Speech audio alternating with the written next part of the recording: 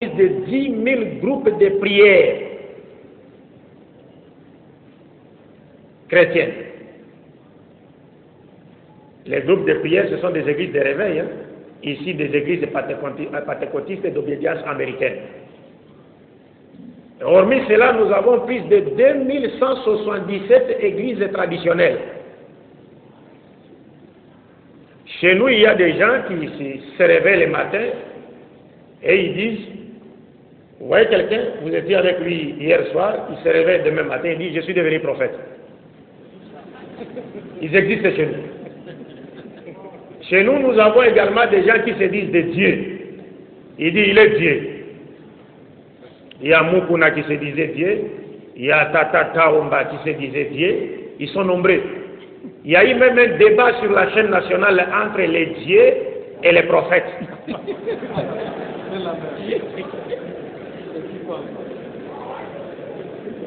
Et les journalistes ont demandé à un pseudo-prophète, monsieur le prophète, reconnaissez-vous le dieu Mukuna? Il a répondu, non, je ne le connais pas. Et on a demandé au pseudo-dieu, reconnaissez-vous le prophète Mukukubila? Il a dit, je ne l'ai même pas envoyé.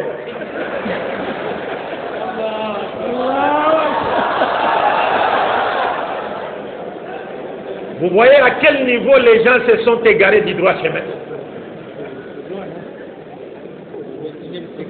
Un jour, on a vu un pseudo-dieu qui était dans sa voiture. Et sa voiture est tombée en panne. C'était dans un milieu public, à Matongue effectivement. Et il a demandé de l'aide. Maintenant, les gens ne savaient pas. Ils se sont rapprochés. Ils ont bien voulu l'aider pour démarrer sa voiture. L'un d'eux l'a reconnu. Il a dit, oh, mais c'est pas Dieu Mukuna. Ta voiture est tombée en panne. Il dit, mais qu'est-ce que voulez-vous? Aidez-moi plutôt. Mes chers frères, ça existe en RDC. Nulle part ailleurs. Nulle part ailleurs en tout cas. C'est une particularité de la RDC. Donc, mais, par la grâce de Dieu, l'islam est en train, petit à petit, n'est-ce pas, de transformer ce pays. Avec l'arrivée du défunt président Laurent Désiré Kabila, que son âme repose en paix, puisqu'il fut un musulman. Laurent Désiré Kabila fut un musulman, et sa famille est en majorité musulmane, n'est-ce pas? Et aujourd'hui, les musulmans se retrouvent dans le gouvernement actuel qui est dirigé par son Excellence, le président Joseph Kabila, que Dieu l'assiste, parce qu'il a de très bonnes intentions pour ce pays-là. Mais comme vous le savez,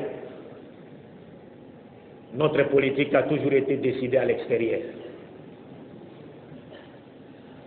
Donc les pays africains, nous n'avons pas encore été indépendants. Parce que notre politique continue à être décidée à l'extérieur. Notre diamant en RDC, c'est le pays le plus riche du monde. La RDC est le pays le plus riche du monde par ses ressources naturelles et par ses réserves minérales souterraines. Mais malheureusement, ce pays est considéré comme étant le plus pauvre. Et c'est là grâce à cause de quoi?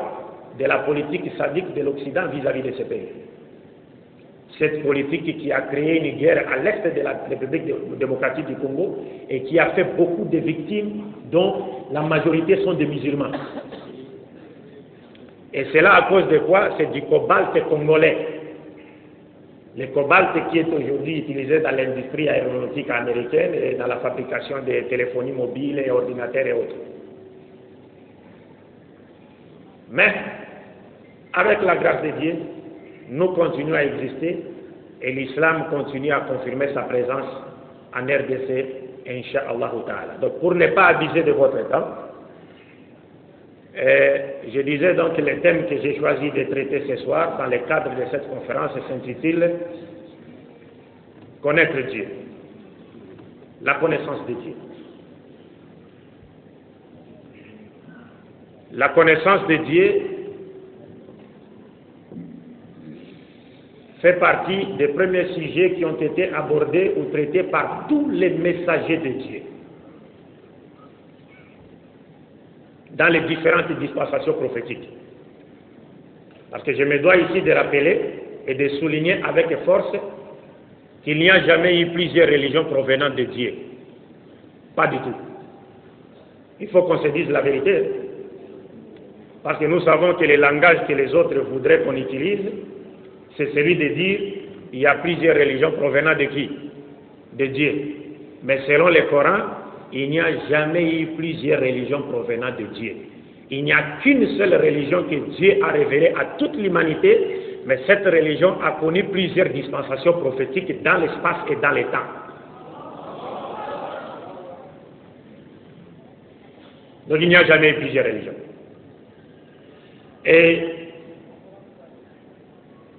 j'aimerais vous rappeler que le prophète Mohammed sallallahu alayhi wa sallam, de son vivant, plusieurs questions lui avaient été posées par ses partisans comme par ses détracteurs.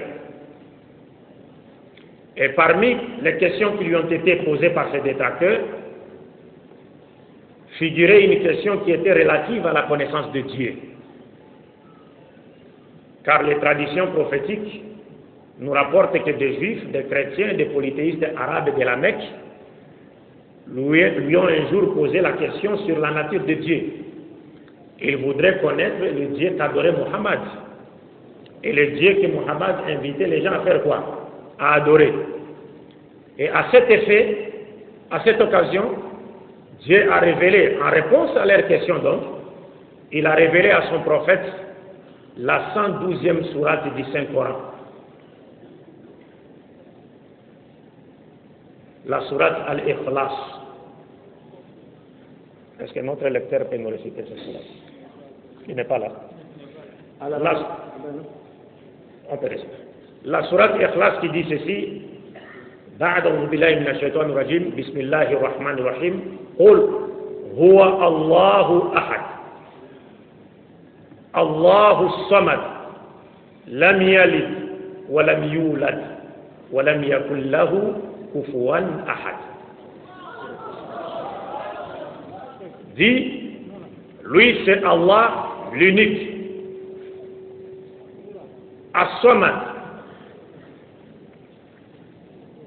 c'est-à-dire celui à qui tout le monde doit recourir pour trouver les solutions à ces problèmes, ou pour résoudre ces problèmes.